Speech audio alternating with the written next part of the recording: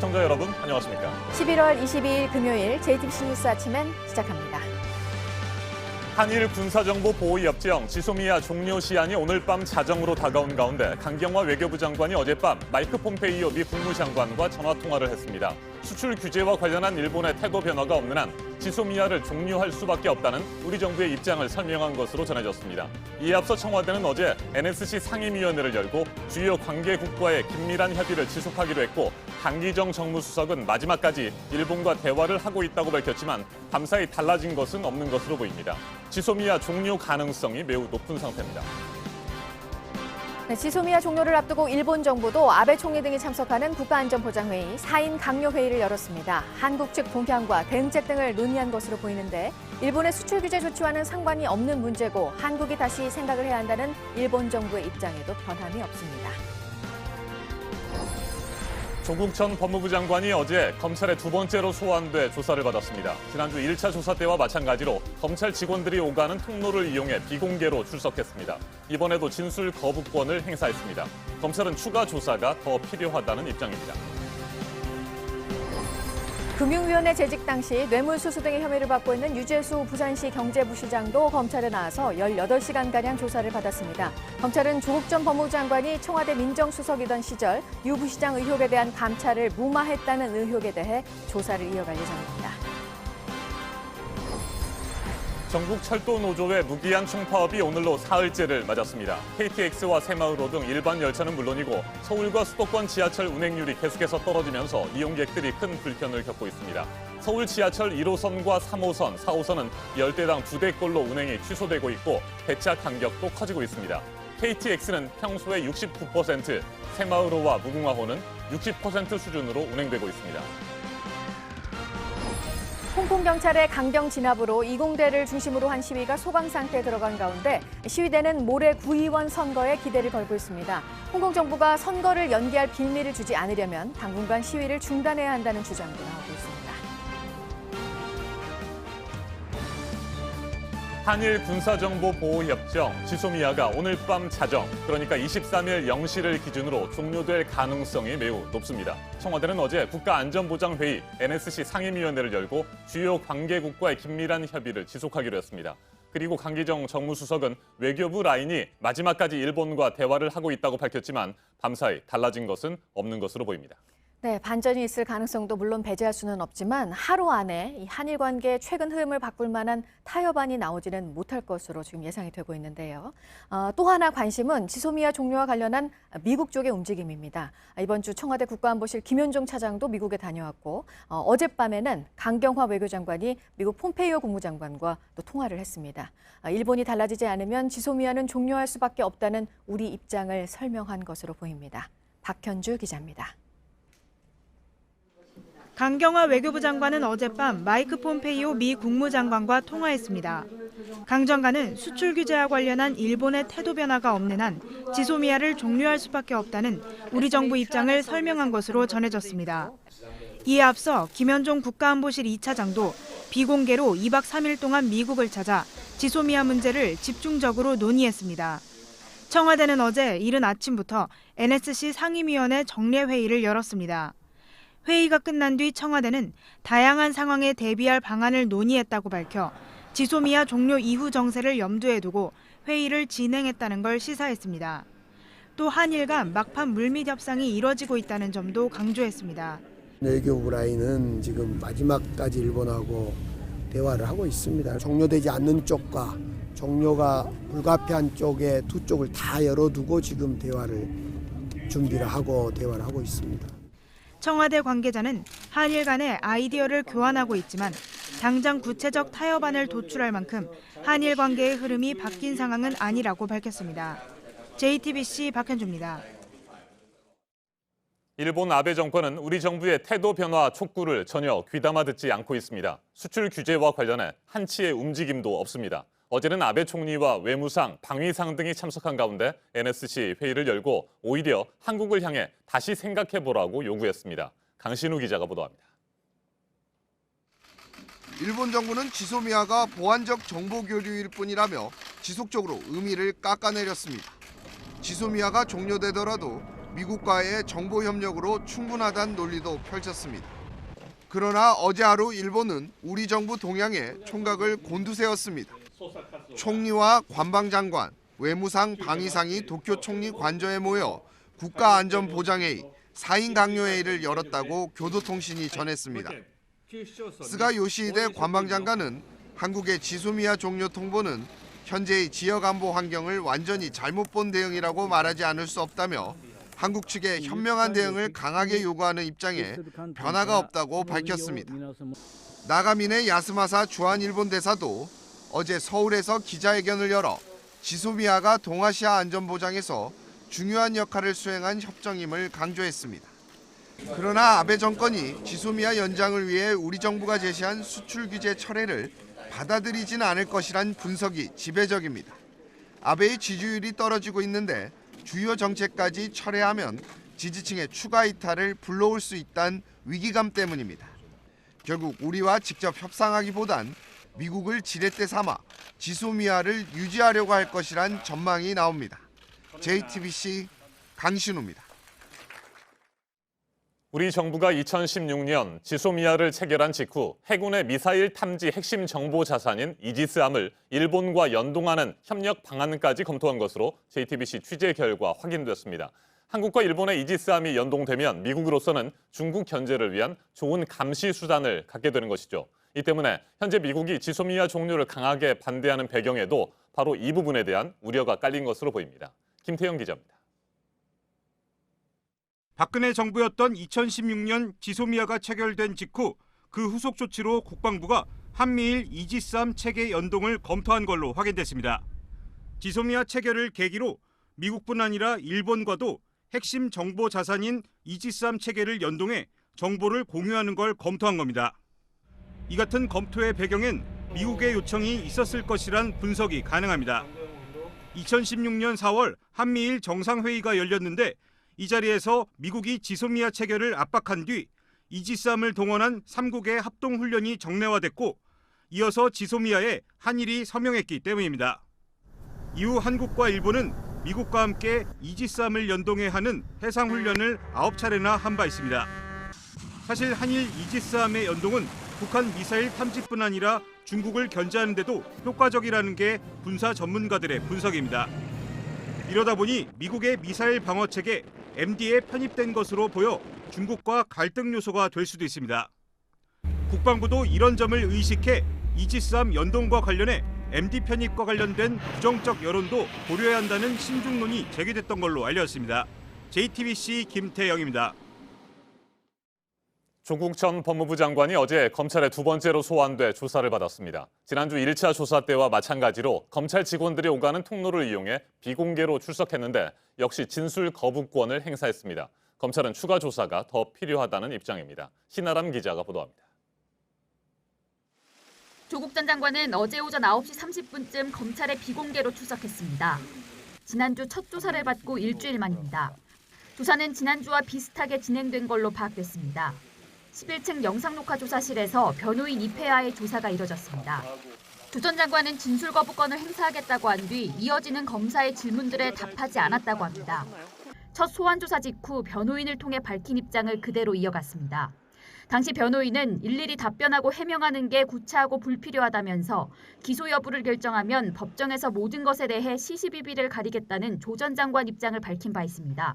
혐의를 부인하는 입장도 그대로인 걸로 전해졌습니다. 조 전 장관은 물론 사건 관련자들도 검찰 조사에서 충분히 진술하고 있지 않은 걸로 알려졌습니다. 검찰은 어제 조사 내용이 많지 않아 앞으로 추가 조사가 더 필요하다는 입장입니다. JTBC 신아람입니다. 2017년 금융위원회에서 근무할 당시 업체들로부터 뇌물을 받은 혐의로 유재수 부산시 경제부시장이 어제 검찰에 소환돼 18시간 가까이 조사를 받았습니다. 검찰은 조국 전 법무부 장관이 민정수석 시절 유 부시장에 대한 감찰을 무마했는지 이 부분에 대해서도 수사할 것으로 보입니다. 강신우 기자입니다. 어제 오전 9시에 검찰 조사를 받으러 나온 유재수 부산시 부시장이 다시 모습을 드러낸 건 오늘 새벽 3시쯤입니다. 혐의를 인정하냐는 질문에 아무런 대답 없이 서울 동부지검을 빠져나갔습니다. 유 부시장은 지난 2017년 금융위 금융정책국장으로 일하면서 업체 관계자들로부터 자녀 유학비와 항공권 등 금품을 받은 혐의를 받고 있습니다. 유 부시장은 과거 청와대 민정수석실의 감찰을 받았지만 징계 없이 국회 상임위 수석전문위원을 거쳐 부산시 경제부시장으로 자리를 옮겼습니다. 때문에 유 부시장에 대한 조사가 마무리되는 대로 검찰은 청와대 관계자들이 감찰을 무마했다는 의혹에 대해서 수사를 이어갈 것으로 보입니다.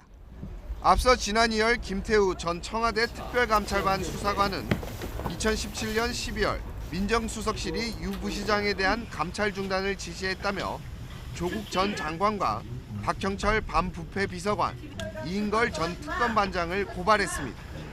검찰은 지난달 30일 대보건설 등 업체 4곳을 압수수색하며 수사를 시작했습니다. 한편 부산시는 어제 인사위원회에 유 부시장 직권 면직안을 상정해 의결했습니다. 의결안을 오거돈 시장이 결재하면 면직이 확정됩니다. JTBC 강신우입니다. 출퇴근길, 기차와 일부 지하철을 타는데 언제까지 불편을 겪어야 할지 철도 노조 파업이 오늘로 사흘째입니다. 노사, 정부, 의견차를 좀처럼 좁히지 못하고 있는 상황이라서 장기화될 우려가 나오고 있는데요.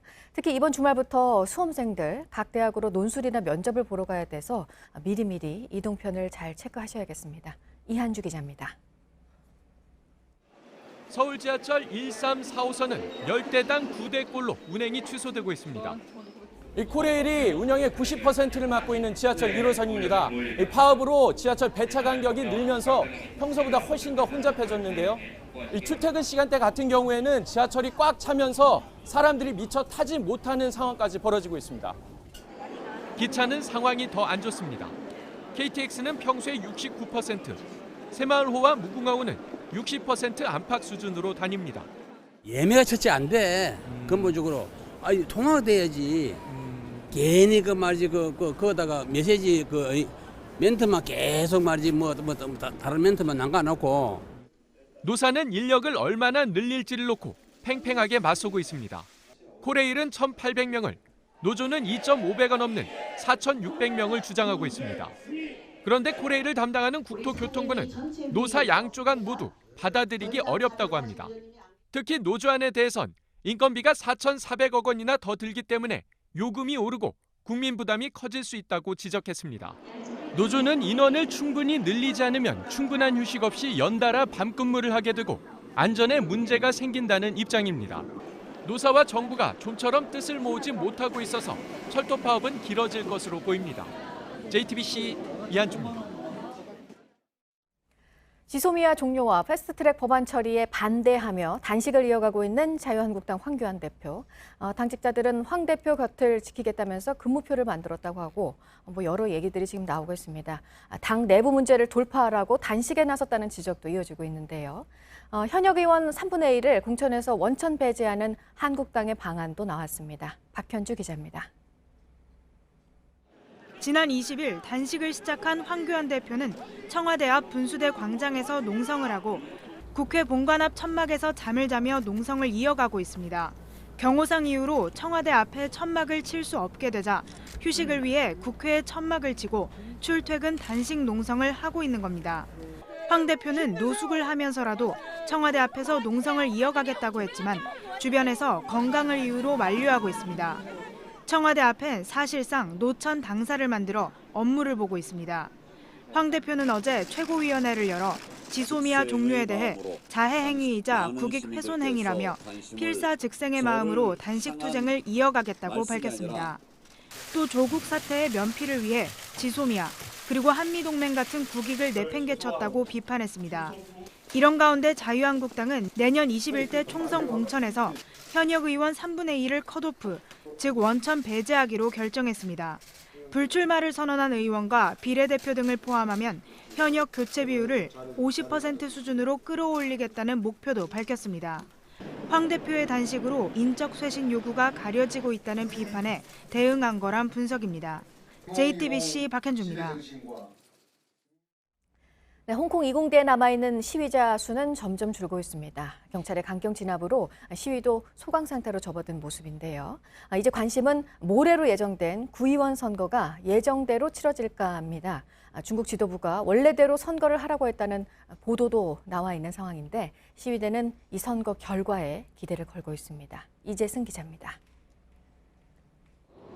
적막감마저 감도는 홍콩 이공대 안에서 한 학생이 보호자에 이끌려 밖으로 나옵니다. 기력이 완전히 떨어진 시위자는 경찰의 도움을 받아 실려 나옵니다. 시위대의 마지막 보루로 불리는 이공대에서는 경찰 포위가 계속되면서 이탈자가 늘고 있습니다. 현재 교내에 남아있는 시위대는 60명 정도에 불과하다고 사우스차이나 모닝포스트는 전했습니다. 홍콩 경찰의 강경 대응이 이어지면서 시위는 사실상 소강 상태로 접어들었습니다. 강경파인 크리스탕이 홍콩 경찰의 수장으로 취임하면서 경찰은 시위 대응 기조를 조기 진압으로 바꿨습니다. 경찰은 인간띠 시위를 조기에 해산시키는 등 거리 시위들을 무산시켰습니다. 당초 도심 도로에서 하려고 했던 직장인들의 점심 시위는 경찰의 방해로 어제 오후 IFC 쇼핑몰 안에서 열렸습니다. 시위대의 대중교통 방해 운동도 별다른 효과를 거두지 못하고 있습니다. 홍콩 시위대가 수세에 몰리면서 시위대 온라인 토론방에서는 앞으로 진로를 놓고 갑론을박이 벌어지고 있습니다.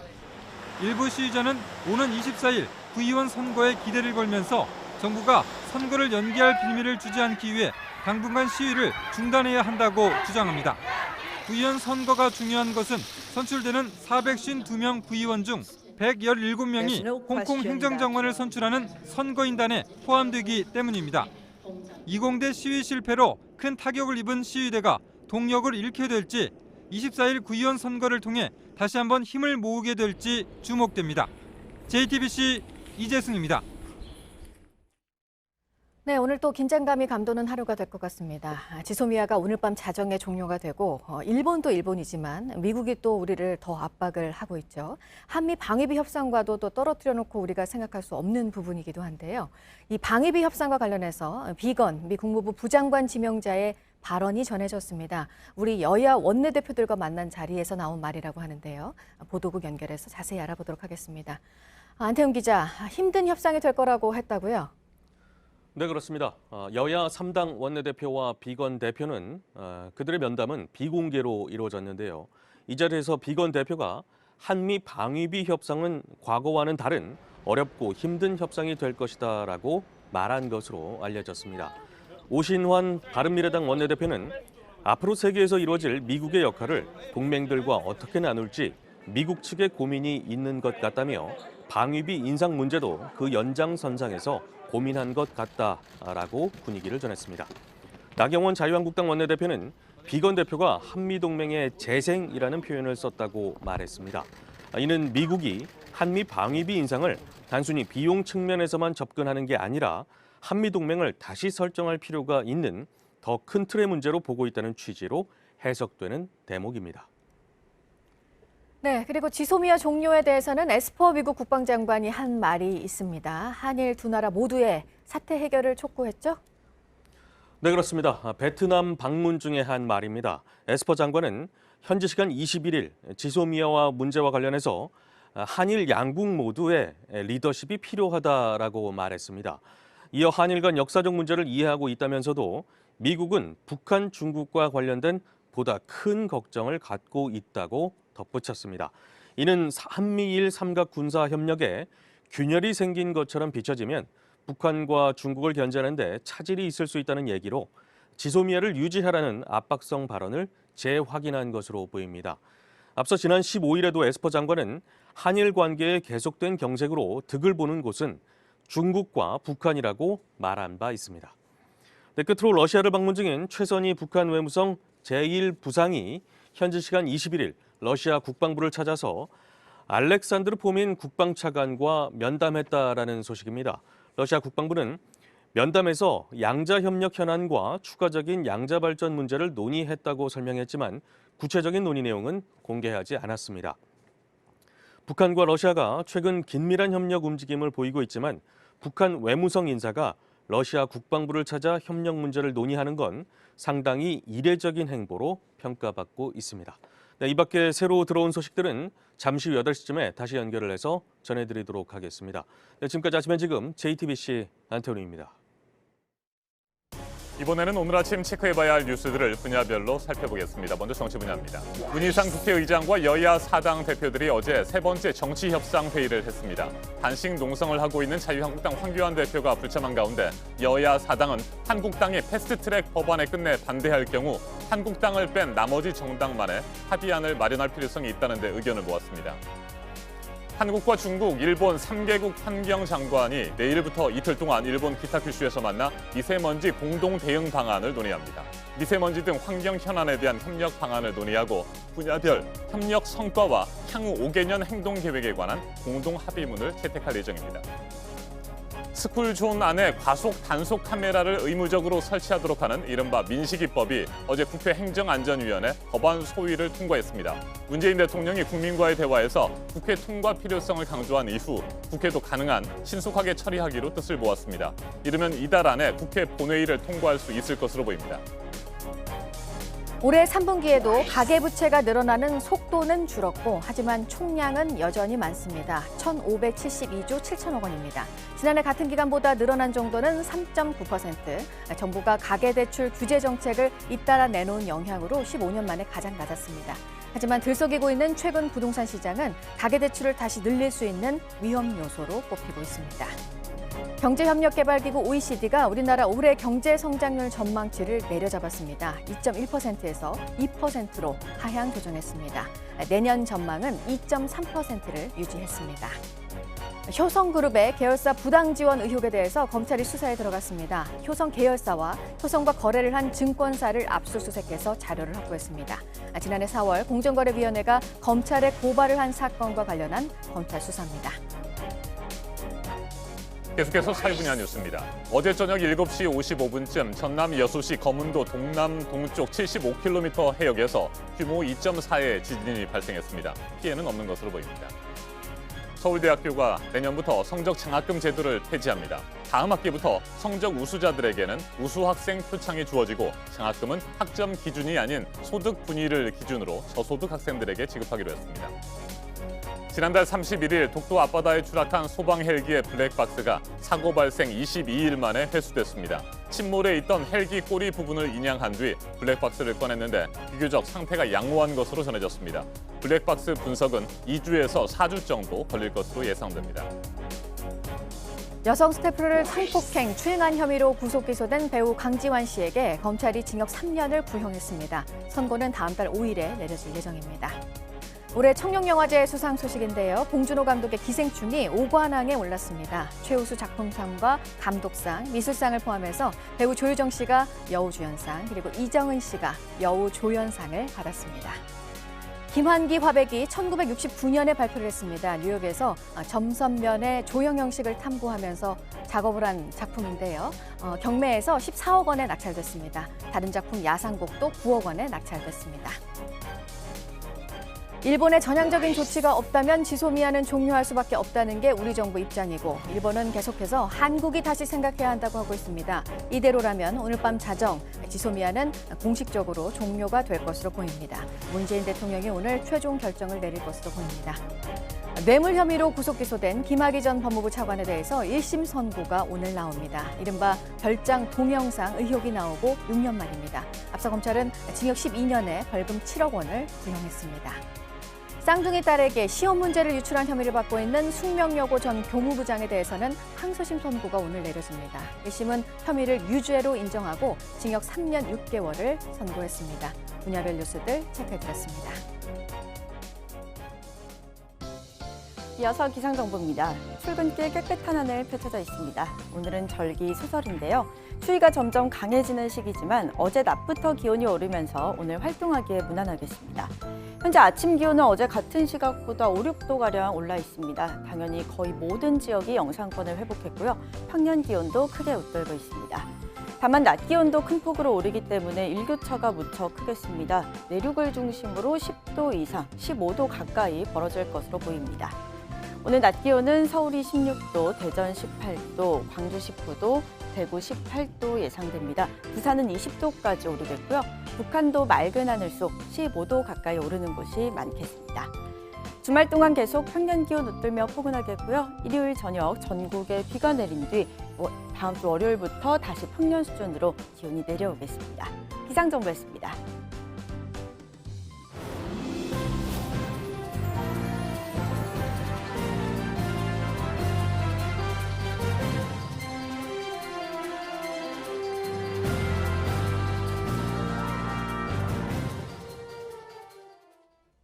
나흘째를 맞은 제주 어선 화재 사고 소식입니다. 11명의 실종자 숫자는 그대로입니다. 이들 가운데 6명은 베트남 선원인데요. 어제 가족들이 제주를 찾았습니다. 정진명 기자입니다. 침통한 표정, 실감나지 않는 상황에 어리둥절합니다. 제주 어선 화재 사고로 실종된 베트남 선원 가족들이 모두 형제와 사위 등 가족을 찾으려 왔습니다. 이들은 당장 오늘 사고 현장을 향하려 합니다. 기상 상황이 매우 안 좋다고 수색 당국이 만류했지만 꼭 가겠다는 입장입니다. 한국인 실종자 가족들도 애타는 심정은 마찬가지입니다. 실종자만 얻게 해달라 했고 다 수습되고 나면 현장 가갖고 손장난 불 수 있도록 해달라고 하고. 나흘째를 맞은 수색, 성과는 없습니다. 38km였던 수색 범위는 55km, 83km로 넓어졌습니다. 냉장고 등 사고 배에서 나온 장비로 추정되는 부유물 몇 점을 찾은 게 전부입니다. 해경은 바다에 표류 중인 대성호 선체 꼬리 부분 인양을 시도했지만 실패했습니다. 정확한 사고 원인은 유실된 배 중심 부분도 찾아야 가능합니다. 이를 찾기 위해 해군은 기뢰 제거함 2척도 투입했습니다. 한편 독도 헬기 추락사고 실종자 가족들은 수중 수색 장비를 탑재한 청해진함을 제주로 보내 수색을 지원하게 해달라고 뜻을 모았습니다. JTBC 정진명입니다. 뇌물수수 혐의를 받고 있는 이동호 전 고등군사법원장이 구속됐습니다. 법원은 어제 영장실질심사를 거쳐 범죄 혐의가 소명되고 증거인멸에 염려가 있다며 구속영장을 발부했습니다. 이 전 법원장은 최근 수년 동안 경남 지역 식품 가공업체 대표로부터 군납 사업을 도와달라는 청탁과 함께 1억 원에 가까운 금품과 향응을 제공받은 혐의입니다. 조현범 한국타이어앤테크놀로지 대표가 검찰에 구속됐습니다. 법원은 어제 조 대표의 구속 전 피의자 신문을 한 후 사안이 중대하고 현재까지 수사 경과 등을 참작하면 구속의 사유와 필요성, 상당성이 인정된다며 구속영장을 발부했습니다. 조 대표는 하청업체로부터 납품의 대가로 5억 원 안팎의 뒷돈을 받은 혐의가 있고 계열사 자금을 정기적으로 빼돌려 2억 원 상당의 회사 돈을 챙긴 혐의도 받고 있습니다. 앞서 지난 19일 검찰은 갑을관계를 이용해 하청업체로부터 사실상 상납을 받은 조 대표의 범행이 무겁다고 보고 배임 수재와 업무상 횡령, 범죄 수익 은닉 규제 위반 등의 혐의를 적용해 구속영장을 청구했습니다. 어제 오후 경남 통영시 인근 해상에서 10톤급 낚싯배와 5톤급 어선이 충돌했습니다. 두 선박의 선체 일부가 부서졌지만 인명피해는 없었습니다. 낚싯배에는 3명이, 어선에는 1명이 타고 있었던 것으로 전해졌습니다. 해경은 정확한 피해 상황과 사고 경위를 조사하고 있습니다. 정치 사회적으로 논란이 뜨거운 이슈에 대해 다양한 의견을 들어보는 맞짱 토론 시간입니다. 오늘은 황교안 자유한국당 대표의 단식 농성과 본회의 부의를 앞둔 패스트트랙 법안, 그리고 지소미아 종료를 앞두고 강대강 대치 중인 여야의 입장을 들어보겠습니다. 먼저 출연자들을 소개해드립니다. 제 오른쪽입니다. 우원식 더불어민주당 의원 나오셨습니다. 네, 안녕하세요. 네, 안녕하십니까? 그리고 제 왼쪽입니다. 주호영 자유한국당 의원입니다. 예, 안녕하셨습니까? 네, 어서 오십시오. 예. 자유한국당 황교안 대표의 단식이 사흘째를 맞았습니다. 필사즉생의 마음으로 투쟁하고 있다는 황 대표. 주간에는 청와대 분수대 앞에서, 야간에는 국회 앞 천막에서 단식을 이어가고 있습니다. 하지만 단식의 시기와 방식, 명분을 놓고 논란이 일고 있습니다. 황교안 대표의 단식 얘기부터 한번 해보도록 하죠. 앞에서 제가 말씀을 드렸습니다만 여러 가지 명분은 있겠습니다만 또 당 안팎에서도 논란이 있는 것으로 제가 듣고 있습니다. 어떻게 생각하세요? 지금까지 여러 차례의 정치인들 단식이 있었습니다만은 그때마다 다 찬반이 있었죠. 그리고 지금 21세기 정치에서 하지 말아야 할 것 중에 하나가 단식이라고 이야기는 하고 있는데 그럼에도 불구하고 단식을 하지 않을 수 없는 엄중한 상황이 있죠. 이 음동설한에 단식을 한다는 것이 고통스럽고 참 힘든 일이지만은 그러나 하지 않으면 안 될 단호하고 결연한 상황이 있다. 지금 이 정권이 국정을 운영함에 있어서 국정을 대전환하지 않으면 나라에 큰일이 나겠다. 안보, 경제, 외교, 국정의 전반 분야에서 좀 더 자세히 들어가면 지소미아 문제, 북핵 문제, 북한에 대한 태도 문제, 소득주도 성장 문제, 그다음에 탈원전 문제, 미국과의 한미동맹 유지 문제, 국정의 모든 분야에서 대한민국을 어렵게 하고 해체하는 그런 정책들을 펴고 있다. 그런데 지금까지 정권이 출범한 지 2년 반이 넘었습니다마는 지속적으로 국정 전환을 요청했음에도 불구하고 세기의 경일기식으로 너희들은 떠들어라. 우리는 우리대로 하겠다.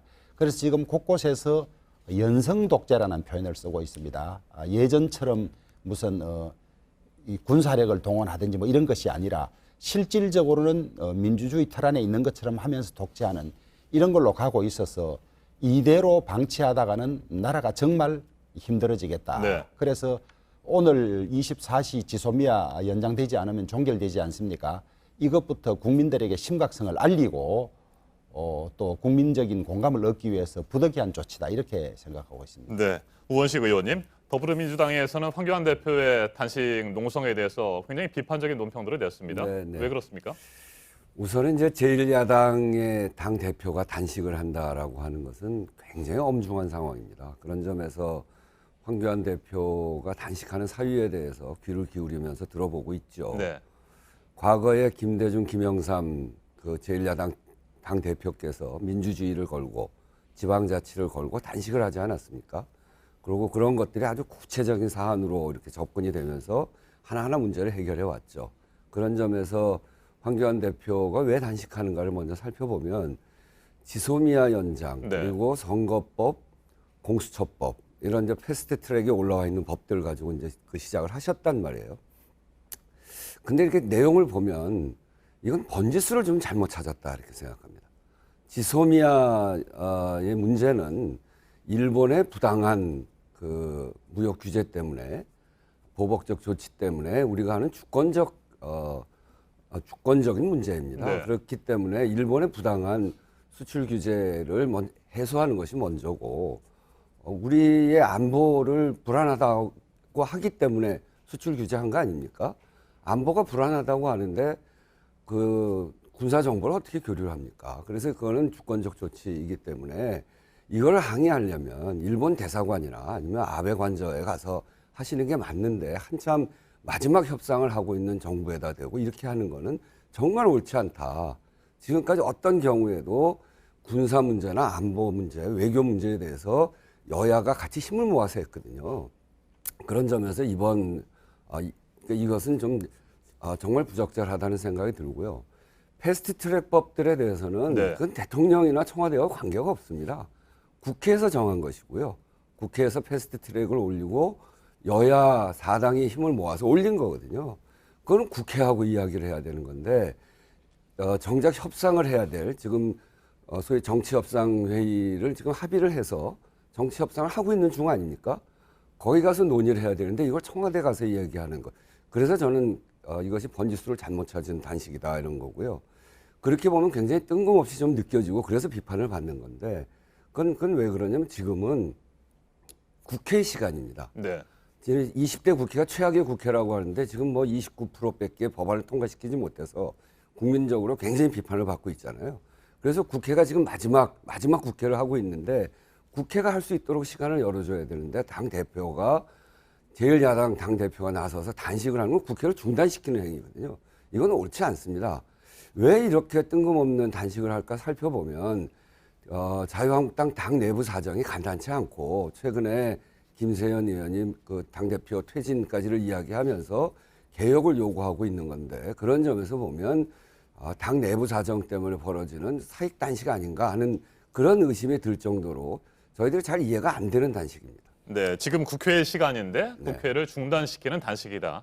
이런 입장을 밝혀주셨고 반론을 좀 하시겠습니까? 안보는 한치의 빈틈이 있어서도 되지 않는데 지금 북한과의 관계, 핵을 포함한 관계를 보면 참 부끄러워서 말을 할 수 없을 지경 아닙니까? 비밀리에 초청했다 그것이 다 공개되고 초청장을 보내는 친서를 쓰는 날에 잘 보이려고 그 북한 두 사람을 보내고 하는, 그다음에 그렇게 핵에 대해서 무방비인데도 불구하고 평화가 왔다고 떠들고 있고, 그래서 무슨 이 일본의 무역 보복으로 제기된 것은 맞지만은 정권을 맡아 있는 사람들은 국익에 한치도 소홀함이 없이 안보를 지켜야 하는데 그것을 방치한 채로 그런 어떤 말의 이 논리에만 사로잡혀서 안보를 방치하고 있다.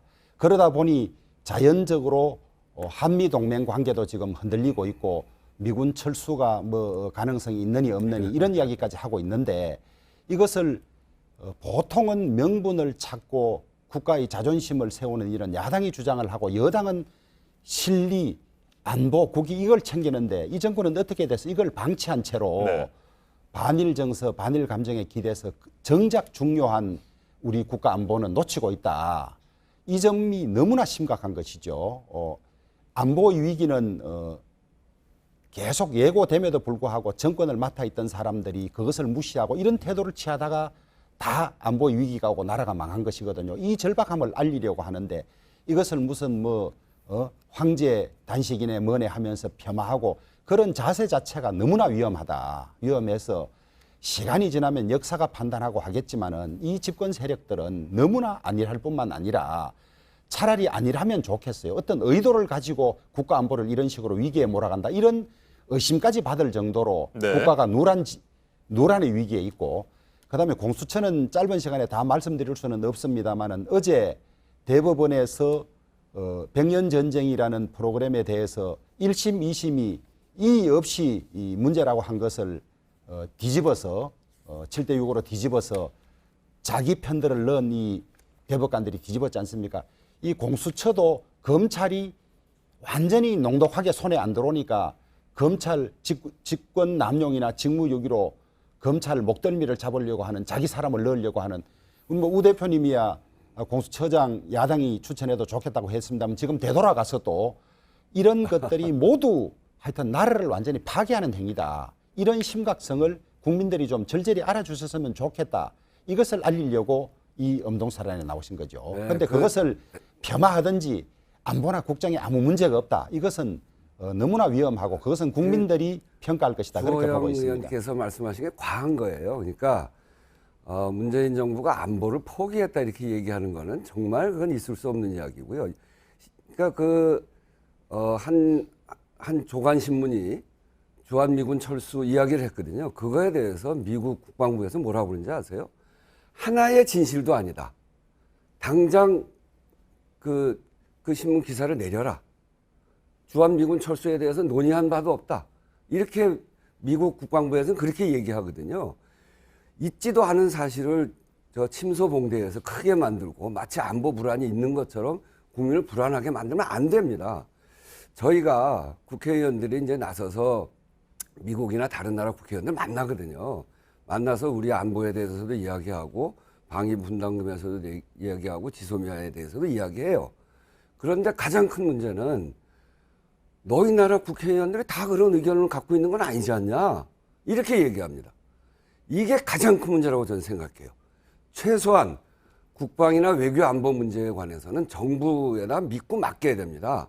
정쟁은 국내 사정 가지고 그 상호 간의 권력 투쟁을 하더라도 외교나 국방 안보 문제에 대해서는 같은 목소리를 내줘야 돼요. 지금 지소미아나 방위비 뭐 이런 등등의 문제들에 있어서 방위비 문제는 조금 다른 문제지만 이 대북 문제나 지소미아 이런 문제에 있어서 가장 큰 문제는 우리 국회에서 전혀 다른 목소리를 내고 있는 게 문제입니다. 그러니까 저는 그런 점에서 보면 너무 과도하게 야당에서 안보를 우리가 마치 포기한 것처럼 이야기하는 것은 가당치 않은 이야기고요. 어느 때보다도 국방비를 올리면서 오히려 북한에서는 우리한테 그 한미 군사훈련을 중단해라. 또 자꾸 무기 사는 거 하지 마라. 이렇게 막 그런 걸 빌미 잡아서 우리를 그 북쪽에서는 공격하고 그런단 말이에요. 그렇기 때문에 이게 튼튼한 안보를 토대로 해서 남북 관계도 만들어지고 이렇게 하는 것이지 한미 동맹도 이루어지고 그렇게 되는 것이지 오히려 가만히 살펴보면 이 남북 간의 관계가 더 나빠지고 구멍이 뚫리고 할 때는 소위 보수 정권이 잡았을 때 다 벌어지는 일들 아니었습니까? 그런 점에서 보면 너무 과도하게 그렇게 얘기하면 안 된다고 생각하고요. 공수처 얘기도 잠깐 나와서 이번 기회에 제가 좀 그 설명을 드리면 저보고 자꾸 공수처장을 야당이 추천하는 걸 받을 수 있다 이렇게 얘기를 우리 주호영 의원께서 얘기하시는데 제가 그때 말씀드린 걸 다시 한번 말씀드리면 야당이 이야기하듯이 국회가 공수처장을 추천하는 거 그건 내가 동의한다 이렇게 얘기한 거예요. 그래서 국회 추천을 이야기한 것이지 야당이 추천한 걸 이야기한 건 아닙니다. 근데 그것도 다 이제 과거의 이야기이기 때문에 그걸 따질 필요는 없고요. 어쨌든 공수처장도 우리 그 대통령이 마음대로 임명하는 제도는 아닙니다. 어떤 제도를 두더라도 그래서 그런 것들도 그렇게 과도하게 사실이 아닌 것을 이야기하면 안 된다 이렇게 말씀. 알겠습니다. 제가 정리를 좀. 그런데 네. 제가 말꼬리 잡을 생각은 없습니다만 짧게 정리하시고요. 교섭단체 대표 연설에 어떻게 하시는지 한번 확인을 해보시면 야당에 추천권을 주겠다 하셨고요. 지금 사법부는 완전히 무너졌습니다. 대법원이 완전히 중립적이지 않은 말하자면 특정 경향을 가진 대법관들이 들어가서 이번에도 쫙 갈라지지 않았습니까?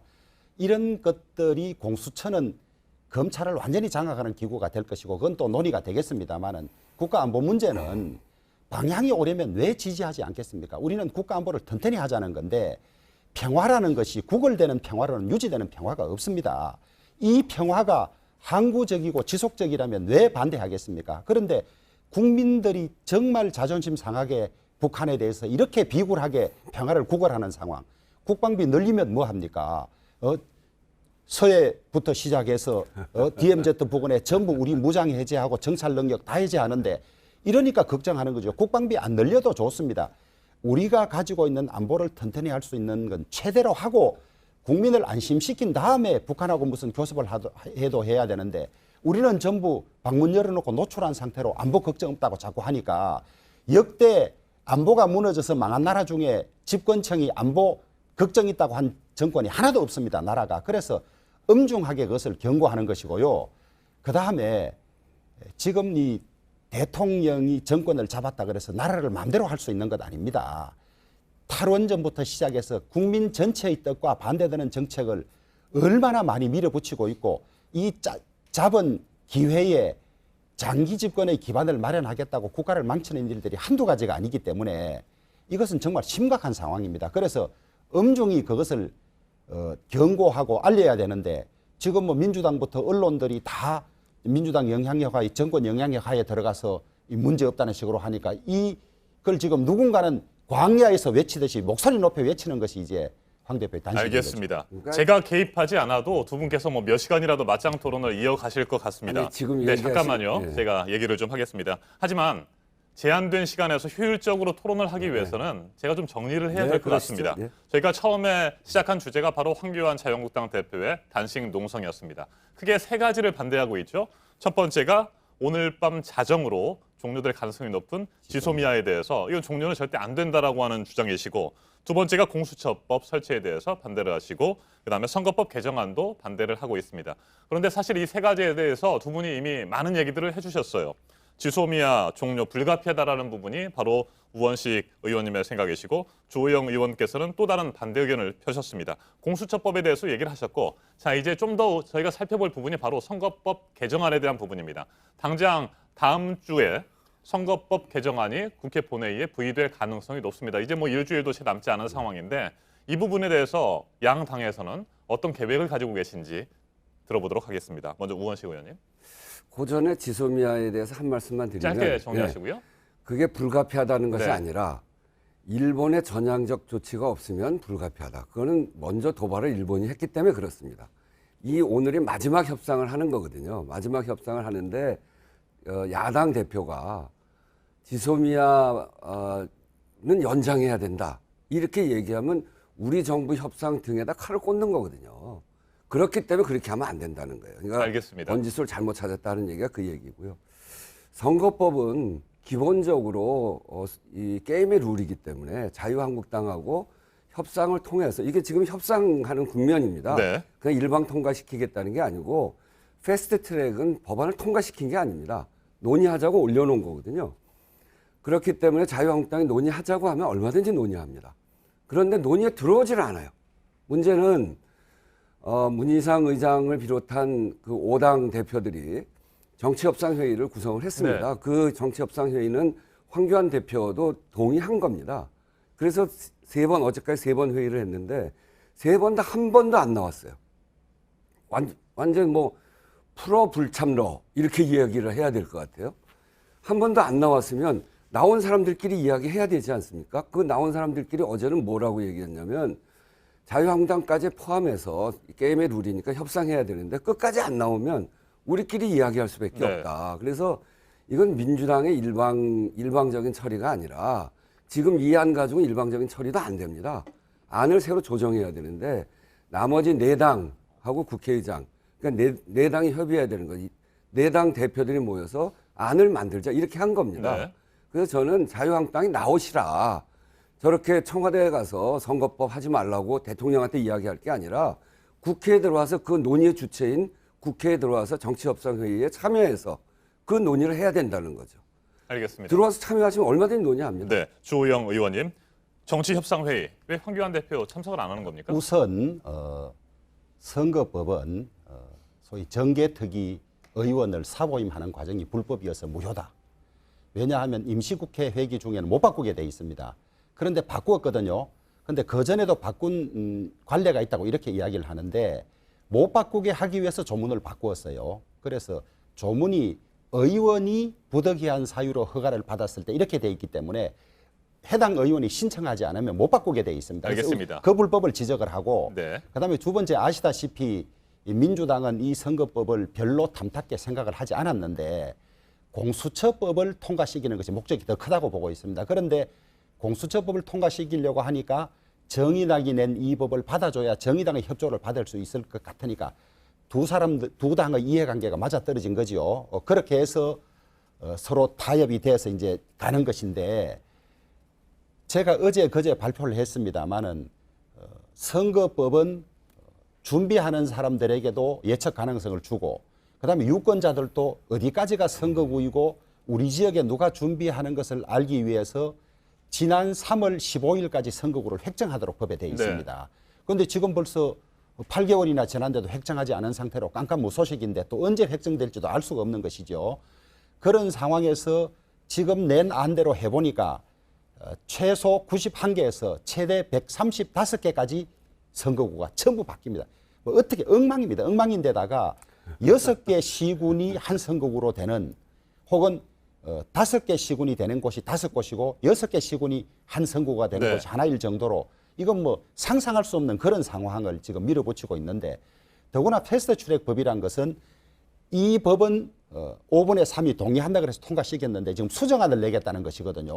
수정안은 패스트트랙 법은 내서는 안 된다고 봅니다. 출발할 때는 꼭 이렇게 하기로 출발해놓고 이제 그게 부실하니까 이제 막 바꾸기 시작하면 앞으로 어느 정당이든 5분의 3 요건이 됐을 때 여러 개를 전부 패스트트랙에 일단 출발해가 태워놓고 본회의에서 가반만 가지고 통과시키는 이런 아주 말하자면 법률의 허점을 이용하는 이런 식으로 악용돼서는 뭐 어느 당이든 손만 잡으면 완전히 모든 법을 다 바꿀 수 있는 말하자면 선진화법의 취지에 훨씬 반하는 이런 일들을 하기 때문에 문제이고 그다음에 수정안을 왜 냅니까? 그렇게 옳다 그래서 5분의 3의 동의를 받았으면 그대로 밀어붙여야지. 부실하기 짝이 없고 뭐 이루 말할 수 없는 그런 법들입니다. 법들인데 결국은 민주당과 정의당이 서로 이해관계가 맞아떨어져서 자기들 이익을 지켜내기 위해서 게임의 룰을 이렇게 일방적으로 밀어붙이는 것이다. 네, 지난 4월 말 뭐 충돌도 있었고요. 그 당시에 패스트트랙 법안이 상정이 되고 패스트트랙 위에 올라가게 된 부분에 대해서는 뭐 충분히 설명을 하셨고 그 부분도 이해를 할 수가 있습니다. 그렇기 때문에 지금이라도 만약에 다른 의견이 있으면 정치협상회의도 좋고요. 뭐 다른 회의에도 참석을 해서 적극적으로 의견을 제시하고 더불어민주당은 힘들다고 한다면 다른 뭐 야당들은 설득하거나 같이 또 뜻을 모아갈 필요가 있을 텐데 왜 그럼에도 불구하고 황교안 대표가 참석을 하지 않느냐. 저희들이 참석하지 않은 이유는 게임의 룰이기 때문에 합의해서 한다는 전제만 약속을 해주면 가능한데 그러지 않고는 서로 이해관계가 찰떡궁합처럼 맞아떨어져서 말하자면 무리하게까지 패스트트랙을 출발시켰기 때문에 의도는 뻔하다. 그래서 우리가 참여해봐야 덜러리가 되고 협의하고 한다는 모양새만 갖춰준다고 보기 때문에 참석하지 않는 것이죠. 네, 우원식 의원님, 자유한국당에서 참석해서 같이 회의를 할 경우에 그냥 뭐 들러리처럼 대우를 할 생각이십니까? 주호영 의원이 저랑 원내대표를 같이 했는데요. 네. 저희 얘기하시기가 굉장히 어려우실 거예요. 본인도 잘 설명이 안 되기 때문에. 합의하죠. 지금도 패스트트랙 법이라고 하는 게 지금 이제 뭐 아주 엉터리로 올렸다 이러는데 패스트트랙 법이라는 게 국회 선진화법에 의하면 180일 동안 상임위에서 논의하는 겁니다. 90일 동안 법사위에서 논의하고 60일 동안 본회의에 상정해서 논의하는 330일이 걸리는 겁니다. 네. 그 기간 동안 충분히 논의해서 완성된 법을 만들어라. 수정도 가능하다. 당연하죠. 당연하죠. 그렇게 하자는 거고요. 그래서 그 논의하는 과정에 있는 겁니다. 패스트트랙에 올린다는 건 법을 통과시킨 게 아니고 논의할 안을 올린 거거든요. 그래서 이제 지금도 자유한국당은 빠졌습니다만 나머지 정당의 대표들이 어제 모여서 네. 우리들끼리 안을 그러면 합의하자. 그 안을 토대로 해서 합의하자는 겁니다. 여러 가지 엉망이라고 이야기하시는데 그 엉망은 바로 이 논의 과정을 통해서 조정하고 해서 완성된 안으로 만드는 거거든요. 법 만드는 게 다 그렇게 하는 겁니다. 그런 점에서 걱정하지 마시고 합의할 테니까 들어오시라는 거예요. 그리고 또 하나는 그 사보임이 불법인지 아닌지 그 자유한국당이 너무 그렇게 그건 강변입니다. 우리 저 주호영 의원도 법관 출신 아닙니까? 법원에서 판단하도록 두면 됩니다. 그래서 법원이 불법이라고 하면 그 불법인데부터 다시 거슬러 올라가서 고쳐나가면 되고 불법이 아니면 아닌 대로 진행하면 되는데 판단에 맡겨놓고 계속 불법이기 때문에 안 된다라고 얘기하는 건 옳지 않죠. 그것 때문에 그 회의에 참석하지 못하겠다. 그거는 제도 속에 들어와 있으면서 제도를 통해서 문제를 해결하려고 하는 제도권 정당, 특히 제1야당의 태도는 아니다. 이렇게 말씀을 드리고요. 알겠습니다. 예, 제가 좀 정리를 해볼게요. 잠깐만요. 또 하나는 네, 잠깐만요. 예, 제가 좀 예. 정리를 할게요. 지금 저희가 뭐 토론을 마무리해야 될 시간이 서서히 다가오고 있기 때문에 네, 예, 일단 여기서 정리를 좀 하면요.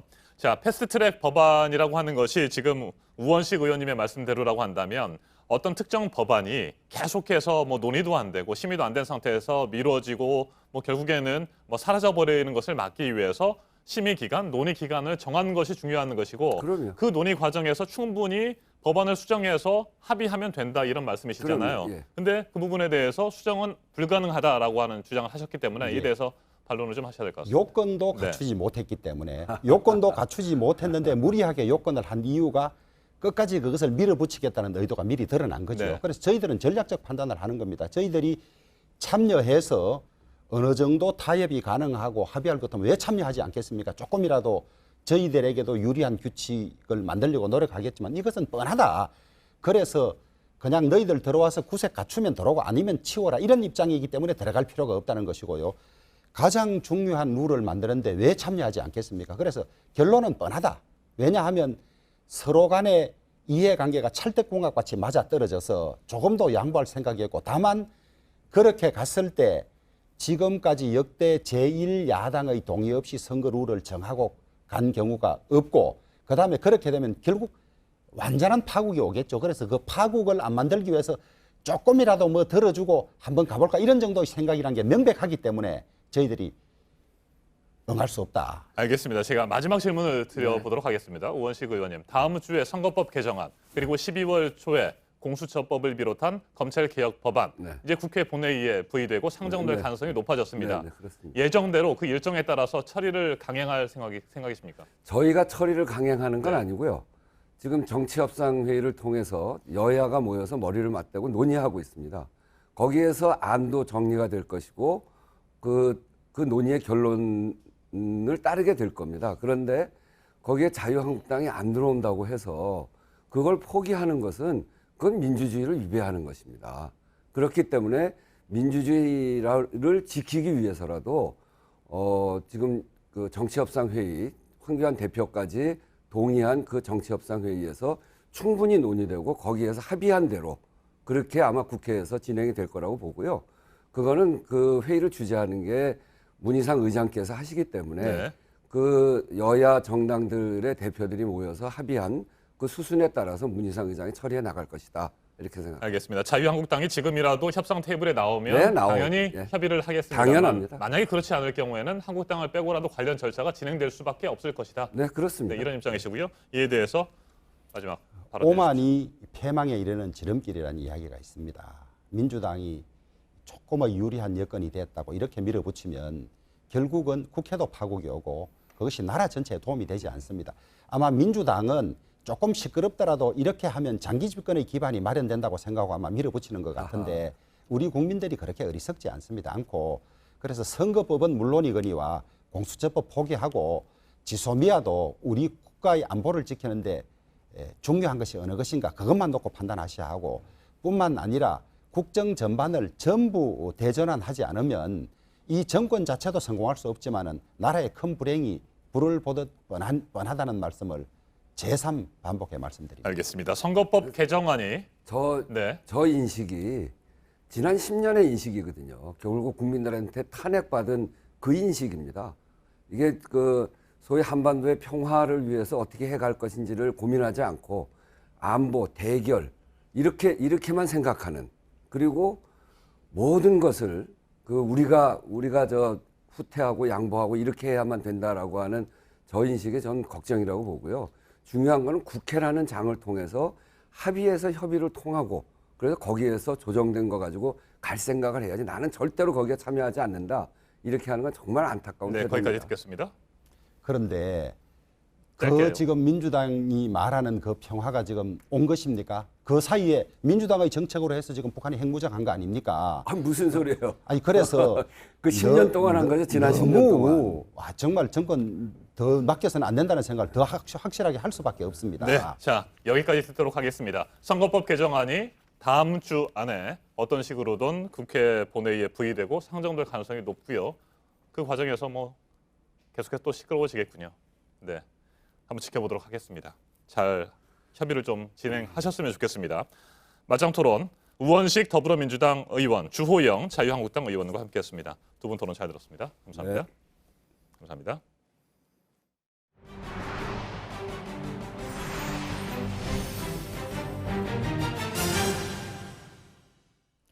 네, 소비자들이 무엇보다 예민할 수밖에 없는 게 먹는 것에 대해서죠. 입으로 들어가는 음식을 팔면서 위생이 엉망인 곳들이 있다는 소식은 하지만 끊이지 않고 들립니다. 단속에 걸린 햄버거 매장 모습부터 보시겠습니다. 백민경 기자입니다. 창고 안 환풍기에는 흰 곰팡이가 폈다 떨어져 나간 자국이 선명합니다. 선반에는 식재료에서 흘러나온 국물이, 조리장 한편에는 기름때가 낀 감자튀김과 음식물 찌꺼기가 뒤섞여 있습니다. 식약처가 전국 주요 햄버거 프랜차이즈 매장 147곳을 점검한 결과 19곳이 식품위생법 위반으로 적발됐습니다. 맥도날드 7곳, 맘스터치 6곳, KFC 5곳, 롯데리아 1곳 등입니다. 이 중 15곳이 위생불량이었습니다. 유통기한이 지난 음식물을 쓴 곳이 2곳, 녹은 냉동식품을 다시 얼려 쓴 곳도 있습니다. 큰 이런 세인이기도 하고 사실 매뉴얼은 좀 잘 갖춰져 있는 편이거든요. 이 매뉴얼만 잘 지키면 있을 수 없는 일인데 이번에 적발된 업체들은 석 달 후 다시 점검을 받습니다. 위생 상태가 좋지 않은 상품은 직접 스마트폰 앱이나 전화로 신고할 수 있습니다. JTBC 백민경입니다. 네, 배달 음식들도 물론 다는 아니지만 믿을 수 없게 만드는 업체들이 있습니다. 이어서 김도훈 기자입니다. 경기도 용인에 있는 한 중국 음식점입니다.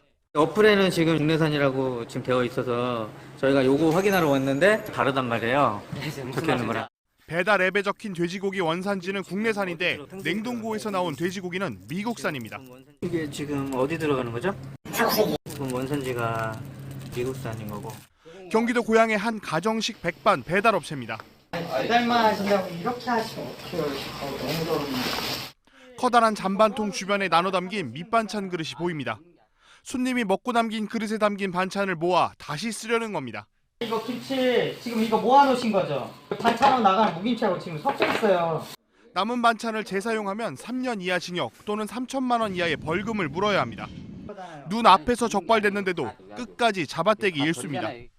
죄송합니다. 아이고 참 그렇지 않습니다. 안 그래요 저는. 조리대 환풍기가 보기 역겨울 정도로 위생관리가 안 된 곳도 있었습니다.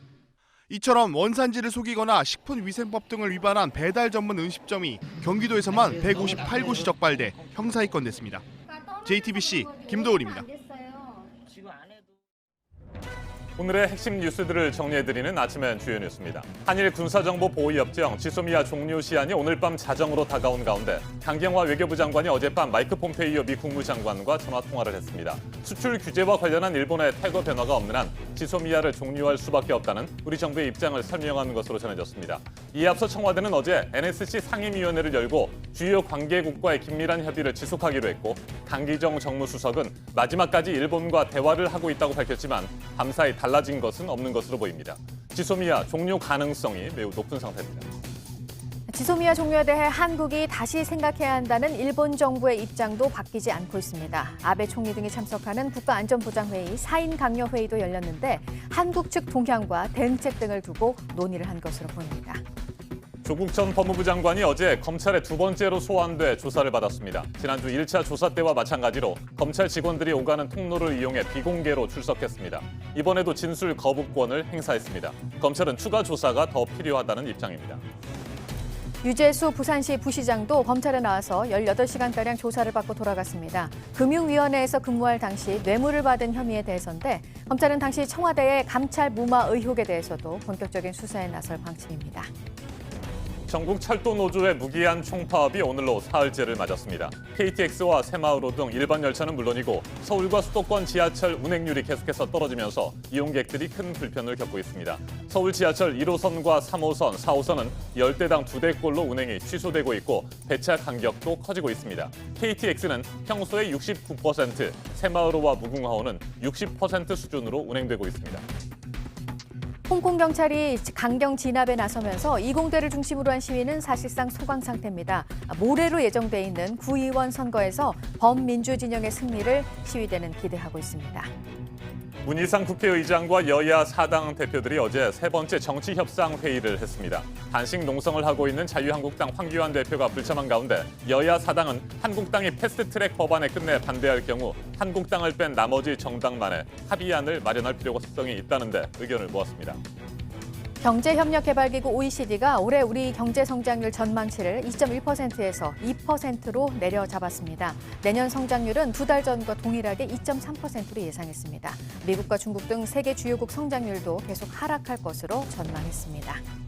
쌍둥이 딸에게 시험 문제를 유출한 혐의를 받고 있는 숙명여고 전 교무부장에 대한 항소심 선고가 오늘 내려집니다. 1심에서는 모든 혐의가 유죄로 인정돼 징역 3년 6개월이 선고됐습니다. 지금까지 아침엔 주요 뉴스 정리해드렸습니다. 이라크의 수도 바그다드의 반정부 시위 현장에서 또다시 유혈 사태가 벌어져 7명이 숨졌습니다. 현지 시간 21일 바그다드 도심 곳곳에서 시위대와 이를 진압하려는 군인이 충돌했습니다. 시위를 하던 7명이 숨지고 70여 명이 다쳤는데요. 사망자들은 실탄이나 최루탄에 맞은 것으로 알려졌습니다. 이라크에선 지난달 1일부터 실업난과 부정부패를 비난하는 시위가 계속되고 있는데요. 이에 대한 강경 진압에 지금까지 시민 300여 명이 목숨을 잃었습니다. 현지 시간 20일 미국 텍사스주에서 유인 우주선 스타쉽의 지상 테스트 도중 폭발이 일어났습니다. 미국의 민간 우주 탐사 업체인 스페이스X가 달과 화성 탐사를 목표로 개발한 유인 우주선인데요. 선체 내부의 압력을 최대화하는 테스트를 하던 중 폭발이 일어난 겁니다. 다행히 다친 사람은 없었는데요. 항공 우주 전문가들은 이번 사고로 인해 시험 비행 일정에 차질이 생길 것으로 내다봤습니다. 시뻘건 불기둥이 하늘로 솟구칩니다. 현지 시간 20일 멕시코 중동부에 있는 한 석유회사의 송유관에서 불이 났는데요. 추가 사고를 우려해 인근 주민 200여 명이 긴급 대피했습니다. 거센 불길의 기세에 불을 끄는 데만 10시간이 걸렸다고 하는데요. 당국이 정확한 화재 원인을 조사하고 있습니다. 이집트 카이로에서 오직 재활용 쓰레기를 이용해 2층짜리 단독주택을 지어 화제입니다. 수영장까지 있는 이 단독주택 모두 재활용 쓰레기를 활용해 지었습니다. 사막에서 주운 돌은 벽이 됐고 거리에 버려진 빈 병과 타이어는 멋진 창문으로 변신했는데요. 집을 짓기 위해 우리 돈으로 1억 4천만 원 정도가 들었지만 모두 인건비였고 자재 비용은 전혀 들지 않았다고 합니다. 집주인은 비싼 재료로만 좋은 집을 만들 수 있는 게 아니라며 집을 짓는 방식에 대해 다시 한번 생각해보길 바란다고 말했습니다. 우리 돈으로 최대 300만 원 상당의 현금 다발이 거리에서 심심찮게 발견됩니다. 영국 동부의 한 마을에서 2014년부터 벌어지고 있는 일인데요. 현금을 발견한 대부분의 주민들은 곧바로 경찰서에 가져가 신고했습니다. 현재 경찰이 이 의문의 돈뭉치의 출처를 수년간 조사하고 있는데요. 아직까지 작은 단서 하나 잡지 못하고 있다고 합니다. 한 주민은 누군가 지역사회에 도움을 주고자 일부러 돈을 두고 가는 것 같다고 말했습니다.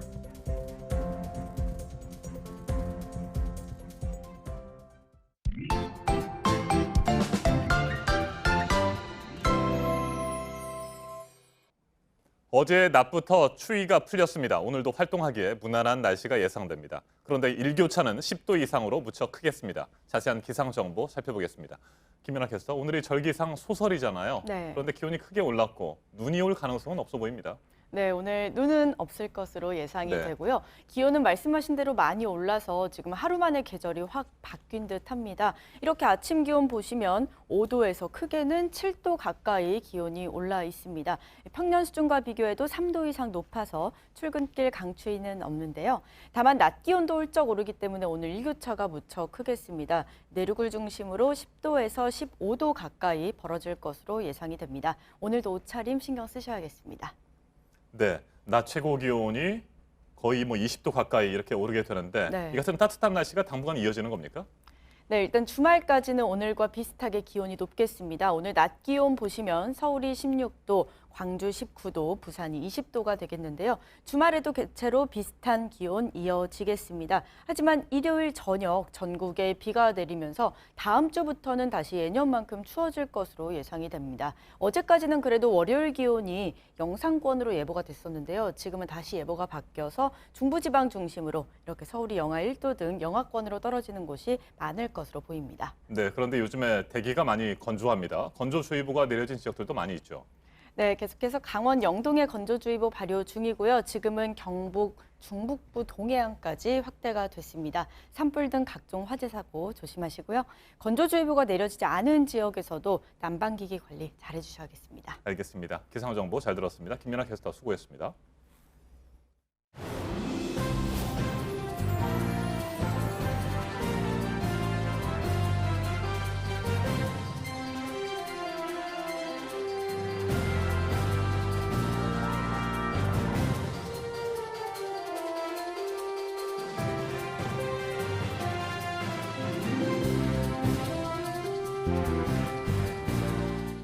네, 금요일 아침입니다. 8시 6분 지나고 있습니다. 지난주에 미국 LA 고등학교에서 일어난 총격 사건, 이 학교에 다니는 학생이 벌인 일이었습니다. 학생 2명이 목숨을 잃었고 이 용의자도 스스로 총을 쏴서 결국 숨졌는데요. 이 사용이 된 총기에 대한 조사 결과가 나왔습니다. 보도국 연결하겠습니다. 안태훈 기자, 추적이 불가능한 총이라는 겁니다. 그러니까 부품을 직접 조립해서 만들었다는 건데 최근에 이런 총기로 사고가 미국에서 많이 나고 있잖아요. 네, 그렇습니다. 현지 경찰에 따르면 그렇고요. 용의자가 가방에 숨겨가지고 학교에 들어온 것입니다. 그런데 그 총은 부품을 조립해서 말씀하신 대로 그렇게 만든 총입니다. 다시 말해서 등록 번호가 적혀 있지 않은 것입니다. 일명 고스트건, 유령총이란 얘기입니다. 경찰은 누가 해당 총기를 조립했는지 조사 중이라면서 용의자의 소셜미디어 접속 기록과 메신저를 확인하고 있다라고 밝혔습니다. 미국에서는 추적이 불가능한 유령총을 악용한 범죄가 기승을 부리고 있습니다. 해당 고교 재학생인 용의자는 현지 시간으로 지난 14일 학교에서 권총을 발사해서 이 학교 학생 2명을 숨지게 하고 3명을 다치게 했습니다. 다음은 오늘 새벽 4시쯤 발생한 교통사고 소식입니다. 서울 영등포구 성산대교 방향 서부간선도로에서 1톤 트럭이 가드레일을 들이받고 멈춰섰습니다. 인명피해는 없는 것으로 알려졌지만 이 사고로 이 일대 교통이 1시간가량 지체됐습니다. 네, 그리고 밤사이 뉴욕 증시가 어제에 이어서 오늘도 하락을 했습니다. 미중 무역 협상 악재가 조금 요즘에 있죠. 내년으로 연기가 될 것으로 예상이 되고 있는 상황인데 이런 상황에서 중국의 류허 부총리가 미국에 제안을 한 게 있다고요? 네, 그렇습니다. 현지 시간 21일 미국 언론이 보도한 내용입니다. 중국 대표단을 이끄는 류허 중국 부총리가 지난 16일 미국 무역대표부와의 통화에서 이 같은 입장을 밝혔다라는 보도를 한 것입니다. 미국 대표부는 협상에 응할 용의가 있다라면서도 즉각적인 확답은 하지 않은 것으로 알려지고 있습니다. 지식재산권 침해와 기술 이전 강요, 농산물 구입 문제에서 중국 측에 확실한 약속이 없는 상황에서 미국 대표단이 태평양을 건너가기는 부담스러운 입장인 것으로 전해지고 있습니다. 미중 양측은 1단계 무역 합의를 위해서 물밑 협상을 이어가고 있지만 양측의 힘겨루기가 이어지면서 연내 합의가 물 건너간 것 아니냐 하는 관측도 나오고 있는 상황입니다. 네, 끝으로 올해 우리나라의 반도체 수출 상황이 설상가상이란 소식입니다. 업계에 따르면 차세대 저장 장치인 SSD의 올해 들어 3분기까지의 누적 수출액은 31억 3,700만 달러로 지난해 같은 기간보다 46.9%나 줄었습니다. 메모리 반도체 수출이 같은 기간 35.9% 줄어든 것과 비교해도 가파른 감소세입니다. SSD는 메모리 반도체를 사용하는 대용량 저장 장치로 기존 하드디스크 드라이브를 대체할 차세대 제품으로 꼽히고 있습니다. 올해 데이터 센터를 중심으로 서비스용 SSD 수요가 크게 줄어들면서 수출에 부정적인 영향을 준 것으로 분석되고 있습니다. 네, 지금까지 아침엔 지금 JTBC 안태훈입니다. 조국 전 법무부 장관이 어제 검찰에 두 번째로 소환돼 조사를 받았습니다. 지난 14일 1차 소환 이후 정확히 일주일 만입니다. 뇌물수수 혐의를 받고 있는 유재수 부산시 경제부시장도 어제 검찰에 소환돼 18시간 가까이 조사를 받았습니다. 유 부시장은 청와대 감찰 대상에 올랐지만 윗선이 무마를 해줬다는 의혹도 받고 있는데 당시 민정수석이던 조국 전 장관이 연루됐는지도 주목됩니다. 김광선 변호사 자리에 함께했습니다. 어서 오십시오. 네, 안녕하세요. 네, 조국 전 법무부 장관 일주일 만에 2차 소환됐습니다. 그동안에 뭐 소환에 불응하는 것 아니냐 뭐 이런 주장도 나왔습니다만 그건 아닌 것 같고 일주일이 걸렸는데 그동안에 검찰은 어떤 준비들을 했을까요? 아마 일단 처음에 검찰이 1차 조사 때는 조 전 장관이 진술을 거부할 거라고 예상하기는 쉽지 않았을 거라고 저는 봅니다. 그러면 사실 1차 조사 때 진술을 거부했기 때문에 어떤 진술, 즉 물어볼 내용 자체가 좀 달라질 수 있는 거죠. 그래서 일단 뭐 처음에 진술 거부를 했으면 이제 그 다음에 어떤 조사 자체는 아마 진술을 이제 거부한다고 조 전 장관이 계속 얘기를 했기 때문에 2차 조사도 진술을 거부할 가능성이 커요. 그러면 질문의 형식 자체가 단순하게 짧게 묻고 답하는 형식이 아니고 질문은 굉장히 길어질 수 있어요. 왜냐하면 이제까지 확보한 증거, 뭐 진술이랄지 아니면 물적 증거를 통해서 이걸 가지고 확인하는 과정이기 때문에 2차 어떤 조사 때는 검찰의 진술이 굉장히 길어질 가능성이 크죠. 그래서 일주일 정도 시간이 걸렸다는 것은 검찰이 조사하는 방법의 어떤 형태가 많이 바뀌었을 거라고 봅니다. 네, 각종 증거를 들이대면서 좀 더 구체적으로 뭔가를 물어봤을 수도 있을 것 같습니다. 그럼에도 불구하고 진술 거부권을 어제도 행사했다고 해요. 1차 조사 때에 비해서는 아까 말씀드린 것처럼 여러 가지 증거에 대해서 이제 확인하는 절차를 거쳤을 거예요. 그러다 보면 뭐 일단 뭐 본인은 묵묵부답을 했을 것이고 그러면 그 내용 자체가 사실은 묵묵부답하는 것 자체가 본인에게 굉장히 불리하게 작용할 가능성이 크다고 봅니다. 그래서 아마 이번에 2차 조사를 했지만 너무나 이제 혐의와 관련된 것들이 뭐 그게 인정이 되든 인정이 되지 않던 확인할 내용이 굉장히 많아요. 그렇다 보면 앞으로도 1차 내지 2번 정도 조사는 더 할 가능성이 크다. 저는 그렇게 봅니다. 근데 진술 거부권을 계속해서 행사한다면 사실 뭐 불러도 크게 얻을 것이 없을 것도 같은데 또 부를 가능성이 있을까요? 검찰 입장에서는 불러서 확인할 필요가 있을 거예요. 그러니까 물론 뭐 진술을 거부하는데 뭘 확인하겠느냐 이제 그렇게 생각할 수도 있지만 제가 아까 말씀드린 것처럼 검찰은 모든 혐의에 대해서 확인할 필요는 있죠. 그리고 어떤 질문 내용 자체가 조 전 장관이 대답을 하지 않으면 조 전 장관에게 불리한 그런 어떤 뉘앙스 아니면 분위기 아니면 피의자 신문 조서의 내용 이런 것으로 작성을 하는데 아마 상당히 신경을 많이 쓸 것으로 보여요. 그러면 궁극적으로 피의자 신문 조서가 진술을 거부한 것이 조 전 장관에게 오히려 불리하게 작용할 수 있는 그런 상황이 될 수도 있다고 봅니다. 네, 그러니까 특정 혐의에 대해서 검찰이 불러서 구체적으로 물어봤는데 이 부분에 대해서도 답변을 거부했다. 그러면 답변을 거부했다는 그 자체가 어떤 수사상에서도 의미가 있다 이런 말씀이시군요. 그렇죠. 이제 본인이 억울하다고 한다면 그 내용에 대해서 자기의 유리한 내용을 주장을 하든지 아니면 조사 받고 나서 본인에게 유리한 증거를 제출하는 게 맞지 않습니까? 근데 검찰이 확보된 증거, 특히 아주 명확한 증거에 대해서 뭐 예를 들어서요, 이제 컴퓨터에 저장되어 있는 워드 파일, 표창장이랄지 인터십 증명서 관련 파일이 발견됐단 말이에요. 그럼 이것이 왜 발견됐느냐? 왜 당신의 컴퓨터에 있죠? 근데 거기서 대답을 하지 않는다는 것은 어떻게 보면 유조의 어떤 혐의 자체에 대해서 검찰이 오히려 주장하는 부분이 이제 설득력이 있다 그렇게 볼 수 있는 여지도 있을 수 있는 거죠. 네. 어제 검찰에 소환돼서 조사를 받은 또 한 명의 인물이 있습니다. 유재수 부산시 경제부시장입니다. 네. 일단 검찰은 유재수 부시장의 수사와 조국 전 장관의 수사가 뭐 관련이 있는 것은 아니다. 이렇게 선을 긋는 모양새입니다만 두 사람의 연관 가능성에 대해서 뭐 여러 가지 의혹들이 제기되고 있지 않습니까? 일단 지금 수사 자체는 이제 조 전 장관과 아직까지는 뭐 연관성이 나오지 않는 걸로 네. 보입니다. 지금 조 전 장관에 대한 지금 수사 자체는 서울중앙지검에서 이루어지고 있고, 그다음에 유재수 부시장에 대한 수사는 이제 동부지검에서 이루어지고 그렇죠. 있고, 동부지검에서 이루어지고 있는 수사는 김태우 전 특별감찰반, 청와대 특별감찰반원이 고발장을 제출한 사건이에요. 네. 그래서 어떻게 보면 이게 별개라고 할 수 있는데, 지금 유재수 전 부시장이 여러 가지 뇌물 혐의로 압수수색도 받고 또 18시간 조사 받았잖아요.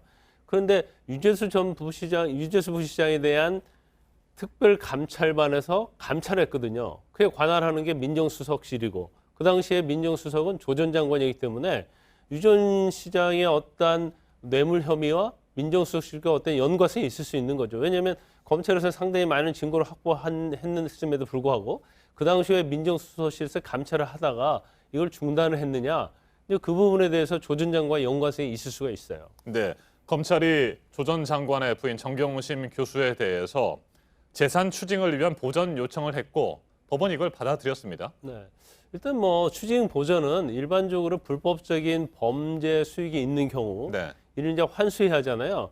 근데 이게 확정 판결까지 기다리다 보면 그 전에 재산을 빼돌리는 경우가 많아요. 그래서 검찰에서는 범죄 수익이 있는 경우, 불법적인 범죄 수익이 있는 경우에는 이제 추징 보전을 하는데, 지금 재산이 서울 성북구 화월곡동에 있는 상가 건물이거든요. 네. 뭐 알려지기는 한 7억 9천만 원 정도 알려져 있습니다. 그런데 지금 혐의를 받고 있는 것은 범죄 불법 수익이 한 1억 6천 정도 검찰에서는 보고 있기 때문에 일단 확정 판결 나기 전에 이걸 어떻게 보면 재산 처분하지 못하도록 묶어놓는 거죠. 그런 다음에 확정 판결이 나면 그때 정경심 교수 측에서 이 추징금을 내면 이건 풀어주겠지만 안 내면 이걸 공개적인 입찰을 통해서 금액을 환수하는 그런 방법을 취할 것으로 보입니다. 알겠습니다. 오늘은 여기까지 듣겠습니다. 김광삼 변호사였습니다. 말씀 잘 들었습니다. 박근혜 전 대통령이 서울 성모병원에 입원해 어깨 수술을 받은 지 벌써 2달이 넘었습니다. 이 때문에 특혜 논란이 일고 있죠. JTBC 취재 결과 법무부가 박 전 대통령을 구치소로 복귀시키는 방침을 세운 것으로 확인됐습니다. 임지수 기자가 보도합니다. 박근혜 전 대통령은 지난 9월 16일 서울 성모병원에서 수술을 받았습니다. 어깨 힘줄 파열과 50견 증상을 치료하기 위해서입니다.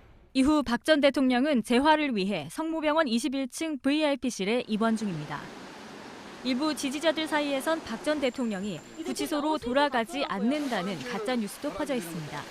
구치소로 간다는 이거는 있을 수 없는 일입니다, 기자님. 청와대 계신 분 여기 계신 것만 해도. JTBC가 국회 예산결산특별위의 기동민 의원을 통해 받은 법무부 자료입니다. 지난 5년간 2달 넘게 입원한 수용자는 3명으로 직장암이나 만성 골수염을 앓고 있었습니다.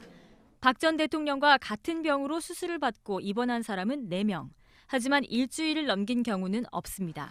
서울 성모병원 등 국내 5대 상급 종합병원에선 비슷한 병으로 입원한 사람이 지난 10년 사이 박 전 대통령이 유일합니다. 단순 질병의 경우 대부분 소속 교정기관과 가까운 1, 2차 병원에서 치료받기 때문입니다. 암이나 중증 질환으로 5대 상급 종합병원에 입원해도 특실급 병실을 이용한 전례도 없습니다. 특혜 논란이 커지자 최근 법무부 교정당국은 박 전 대통령을 구치소로 돌려보내기로 방침을 세운 것으로 파악됐습니다. 서울 성모병원 주치의도 박 전 대통령이 다시 구치소에서 지낼 수 있을 만큼 재활이 이뤄졌다는 소견을 전달한 것으로 확인됐습니다. 구치소 복귀 시점은 늦어도 다음 주 중 정해질 예정입니다. JTBC 임지수입니다.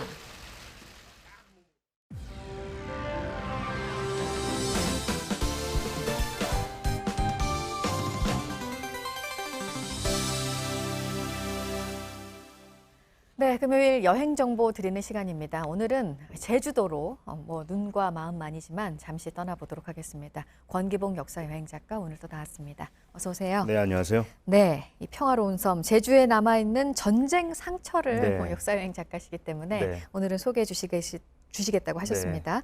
요즘에 이렇게 제주도에 가면서 제주의 역사를 둘러보기 위해서 가는 네. 분들도 많으시더라고요. 네, 맞습니다. 제주도 같은 경우는 일반적으로 요즘에는 이제 낭만적인 곳 혹은 뭐 맛있는 음식으로만 기억을 하지만 일제 강점기 때는 아주 중요한 전략적 요충지로 손꼽혔던 것이 바로 이곳입니다. 그도 그럴 것이 이제 일본 본토와 관동군이 주도하고 있던 이제 중국의 동북 삼성이나 한반도를 잇는 길목이다 보니까 태평양 전쟁 말기에는 미군이 상륙하게 되면 일본이 이제 양분되는 그런 중요한 지역이었어요. 그렇다 보니까 네. 가장 뭐랄까요 핵심적인 이제 군사 요새화 된 곳이 바로 이 제주도입니다. 특히나 이곳은 뭐 6.25 전쟁 때도 논산 말고도 이제 육군 제1훈련소 같은 게 들어설 정도로 군사적으로 아주 중요한 곳이었는데요. 아름다운 자연 환경 이면에 이렇게 좀 전쟁의 흔적이 있을 것이라는 것을 이제 일반적으로 생각하기 힘들 뿐더러 굳이 뭐 이런 걸 봐야 되느냐 어두운 역사의 흔적을 이런 인식을 가질 수가 있는데요. 사실은 역사라는 게 이제 있게 되면 그 비슷한 일들이 많이 반복이 되잖아요. 그래서 이런 것들이 반복되지 않아야 되지 않겠느냐라는 이제 인식이 보편화가 되면서 이런 어두웠던 전쟁 흔적들을 돌아보는 여행이 요즘에 좀 제주에서 인기를 끌고 있습니다. 이른바 다크 투어 혹은 다크 투어리즘이라 하는데요. 오늘 한번 제주도 다크 투어를 떠나보시면 좋을 것 같습니다. 네. 네. 성산 일출봉에 보통 대부분 가시잖아요. 네. 근데 여기서 꼭 봐야 될 게 있었네요. 네, 보통 일반적으로 이제 성산 일출봉 올라가서 풍광을 보신 다음에 이제 떠나시거나 혹은 좀 시간이 있으면 이제 오른쪽으로 내려가서 해녀의 집에서 뭐 해삼이나 멍게 드시고 떠나시는데 왼쪽으로 즉 이 제주도 남쪽으로 한번 방향을 바꿔서 내려가 보시면 저렇게 사진처럼 네. 동굴들이 뻥뻥 뚫려 있습니다. 저곳에만 벌써 한 23개 정도가 뚫려져 있는데요. 네. 저거는 카미카제의 흔적이라고 보시면 될 것 같습니다. 카미카제 하면 보통은 이 자살 특공대, 특히나 이제 전투기 조종사들 떠올리곤 하는데 실제로는 해군에서도 이제 카미카제를 운영했는데 대표적인 게 이제 인간 어뢰라 불렸던 카이텐 또 고속정 자살 부대인 신요 이런 두 부대가 해안가에 뭐랄까요 은신하고 있던 진지들이 지금 저렇게 남아 있습니다. 만약에 이제 수평선에 연합군의 함정이 보이면 고속으로 달려서 자폭을 했던 그런 흔적들인 거죠. 지금은 해녀분들의 이제 어구 보관 장소나 이런 걸로 쓰이고 있지만 한 번쯤 찾아보시게 되면 성산 일출봉의 또 다른 면모를 확인하실 수 있을 것 같습니다. 네, 일본군의 동굴진지가 있는 곳이 여기 말고 또 있다고요? 네, 이 성산 일출봉이 제주도의 동남쪽에 있다면 남서쪽에는 이제 송악산이 있는데요. 송악산 네. 주변에도 수많은 동굴들이 뚫려 있습니다. 전체적으로 제주도의 동, 남, 서해안을 따라서 80여 곳에 무려 700개가 넘는 동굴진지가 마련이 돼 있는데요. 이 송악산만 해도 한 13개 정도가 있고 이 제주도가 이렇게 정말 전쟁 흔적이 많을 거라고는 생각하지 못하셨겠지만 찾아보시게 되면 정말 진면목을 확인하실 수 있을 겁니다. 네. 그리고 일본군이 만들었던 비행장도 있습니다. 네. 제주도에 2개가 있다고요? 맞습니다. 당시에는 이제 전투기나 폭격기들이 항속거리가 지금처럼 길지가 않았어요. 그래서 일본의 이제 큐슈에서 뜬 전투기가 중국에 폭격을 하러 갈 때는 중간 급유지가 필요했습니다. 그래서 제주도가 이제 그 한 복판에 있다 보니까 2개의 비행장이 이제 마련이 됐는데요. 정뜨르 비행장과 알뜨르 비행장이 이제 그곳입니다. 네. 다만 이제 정뜨르 비행장은 광복 이후에 제주 국제공항으로 개발이 되면서 흔적이 남아 있지 않고요. 알뜨르 비행장만 저렇게 사진처럼 남아 있는데 채소밭으로 주변이 쓰이다 보니까 개발이 되지 않아서 그대로 남아 있습니다. 경납고의 흔적들, 저렇게 이제 관제탑이나 급수탑의 흔적들이 고스란히 남아 있어요. 심지어 미군 폭격에 대비하기 위해서 경납고 콘크리트 벽의 두께가 1m가 넘는 경우들이 있어서 좀 기괴하다라는 느낌까지 받으실 수가 있고요. 지금은 저렇게 경납고 안에 당시 이제 일본군이 썼던 제로센 전투기를 미술 작품 형태로 만들어서 이곳을 잊지 말자라는 인식을 좀 심어주기 위한 노력들을 제주도 차원에서도 하고 있습니다. 네.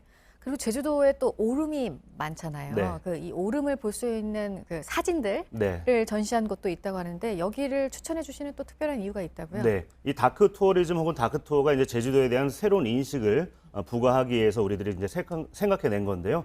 사실은 90년대까지만 해도 제주도 하면 뭐 성산 일출봉 혹은 한라산, 제주도의 아주 아름다운 그 바닷가만 떠올렸는데 이 김영갑이라고 하는 사진 작가가 제주도를 가봤더니 정작 제주도민들은 그 근처에선 잘 보이지 않는 거예요. 그래서 많이 수소문을 한 끝에 사람들로부터 알아낸 게 뭐냐면 오름 주변에 가야 비로소 사람들이 있을 것이다. 모든 마을은 다 오름을 끼고 있으며 오름에서 태어나서 그곳에서 경작을 하고 또 죽어서 묻히는 것도 오름이니까 오름이야말로 어찌 보면 제주도의 A to Z 모든 것이 아닐까라는 인식의 전환 속에서 오름을 대상으로 하는 사진 작품들을 많이 찍기 시작을 했어요. 네. 다만 이제 이분이 49에 좀 요절을 하면서 좀 안타까운 상황이 있었지만 그분의 그런 어떤 시선의 전환에 대해서 감동한 이들이 모여서 폐분교를 매입해서 그분이 찍어낸 사진을 전시하는 갤러리를 열었습니다. 이름이 이제 김영갑 갤러리 두모학이라고 하는 곳인데요.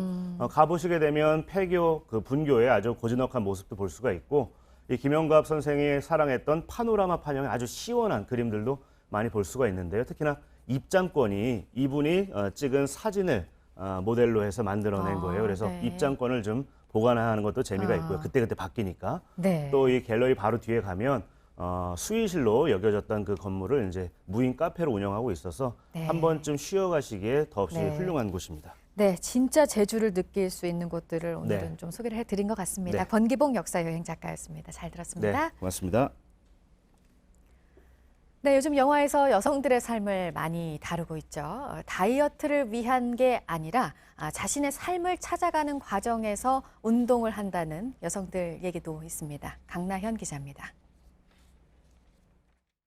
달리다가 힘들면 뇌 뒤에 바짝 붙어서 뛰어 내 길을 빼먹는다 생각하고. 8년째 행정고시를 준비하다 지쳐버린 30대 주인공. 우연히 시작한 달리기로 잃었던 활기를 조금씩 되찾고 자신이 진짜 원하는 삶이 뭔지 알아가기 시작합니다. 노력해도 목표를 이루기 힘든 세상. 흔들리는 청춘을 붙잡아주는 건 앞으로 나가는 달리기뿐입니다. 너무 고통스러워서 내가 이것만 하면 세상에 못할 게 없을 것 같더라고. 운동은 남자들이 하는 것이라 생각했지만 최근엔 뒤늦게 알게 된 운동의 기쁨을 책으로 풀어내는 여성도 부쩍 늘었습니다. 반복되는 야근에 이러다 죽겠다 싶어서 그저 일상을 좀 더 씩씩하게 살려고 시작한 운동. 그러나 세상의 시선은 바뀌지 않아 답답할 때도 많습니다. 여기까지만 하세요. 이거 잘못하면 허벅지 커집니다. 저 진짜 살 빼려고 운동하는 거 아니라니까요. 이 얘기를 막 10번, 20번을 하니까. 운동으로 고단한 일상이 한순간에 치유되는 기적은 없겠지만 같은 숨을 몰아쉬며 운동하다 보면 남의 시선에 얽매이지 않고 자신을 긍정하는 방법을 배우게 됩니다. 그래서 몸무게와 상관없는 소중한 기쁨을 찾아 오늘도 부지런히 몸을 움직입니다. JTBC 강나현입니다.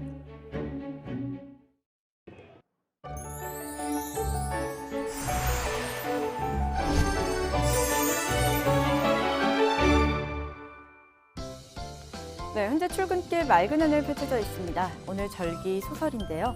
추위가 점점 강해지는 시기지만 어제 낮부터 기온이 오르면서 오늘 활동하기에 무난하겠습니다. 현재 아침 기온은 어제 같은 시각보다 5도에서는 크게는 7도가량 높게 나타나고 있습니다. 당연히 거의 모든 지역이 영상권을 회복했고요. 평년 기온도 크게 웃돌고 있습니다. 다만 낮 기온도 큰 폭으로 오르기 때문에 오늘 일교차가 무척 크겠습니다. 내륙을 중심으로 15도 가까이 벌어질 것으로 보입니다. 오늘 낮 기온은 서울이 16도, 광주 19도, 부산이 20도까지 오르겠습니다. 북한도 맑은 하늘 속 평년 기온을 웃도는 곳이 많겠습니다. 주말 동안 오늘과 비슷하게 포근하겠고요. 일요일 저녁 전국에 비가 내리고 다음 주 기온은 다시 예년 수준으로 내려오겠습니다. 기상정보였습니다. 아침엔 뉴스워치, 오늘 하루 관심을 가지고 지켜봐야 할, 기억해야 할 뉴스 끝으로 정리해드립니다. 한일 군사정보 보호협정 지소미아 종료 시한이 오늘 밤 자정으로 다가온 가운데 강경화 외교부 장관이 어젯밤 마이크 폼페이오 미 국무장관과 전화통화를 했습니다. 수출 규제와 관련한 일본의 태도 변화가 없는 한 지소미아를 종료할 수밖에 없다는 우리 정부의 입장을 설명하는 것으로 전해졌습니다. 이에 앞서 청와대는 어제 NSC 상임위원회를 열고 주요 관계국과의 긴밀한 협의를 지속하기로 했고 강기정 정무수석은 마지막까지 일본과 대화를 하고 있다고 밝혔지만 감사히 달라진 것은 없는 것으로 보입니다. 지소미아 종료 가능성이 매우 높은 상태입니다. 일본 정부는 지소미아 종료를 앞두고 우리 정부의 재고를 촉구하면서 한국 동향에 촉각을 곤두세우고 있습니다. 아베 총리 등이 참석하는 국가안전보장회의도 열렸는데 대응책 등을 논의한 것으로 보입니다. 전국 철도 노조의 무기한 총파업이 오늘로 사흘째를 맞았습니다. KTX와 새마을호 등 일반 열차는 물론이고 서울과 수도권 지하철 운행률이 계속해서 떨어지면서 이용객들이 큰 불편을 겪고 있습니다. 서울 지하철 1호선과 3호선, 4호선은 10대당 2대꼴로 운행이 취소되고 있고 배차 간격도 커지고 있습니다. KTX는 평소의 69%, 새마을호와 무궁화호는 60% 수준으로 운행되고 있습니다. 쌍둥이 딸에게 시험 문제를 유출한 혐의로 1심에서 징역 3년 6개월을 선고받은 숙명여고 전 교무부장에 대해서 항소심 선고가 오늘 나옵니다. 검찰은 징역 7년을 구형했습니다.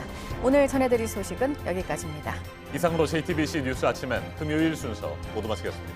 건강한 주말 보내시기 바랍니다. 고맙습니다.